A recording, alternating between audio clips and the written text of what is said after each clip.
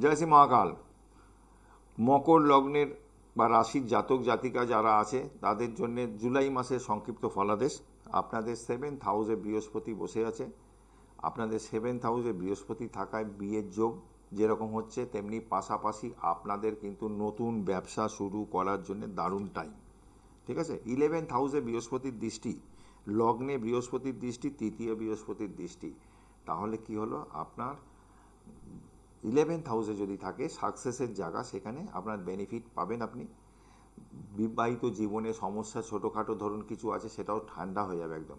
7th হাউসে বৃহস্পতি গোচর করেছে, বিবাহিত জীবনে যে সমস্যাগুলো ছিল, ডিভোর্সের জন্য লড়ে যাচ্ছেন কোর্টে, হঠাৎ দেখা গেল যে এই বছর ডিভোর্সটা আপনি পেয়ে গেলেন, সেটাও হতে পারে।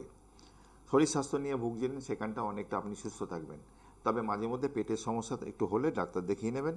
3rd হাউসে বৃহস্পতির দৃষ্টি, তৃতীয়ভাবে মকরের, তাহলে কি হলো, আপনার ছোট ভাই বোনের সাথে রিলেশনটা বেটার হলো।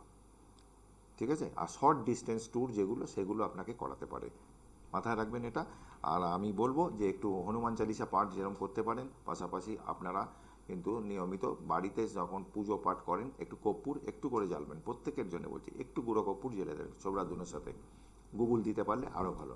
ভালো থাকবেন, বাড়ির বাস্তুটা ভালো রাখবেন। জয় মা তারা, জয় জয় তারা।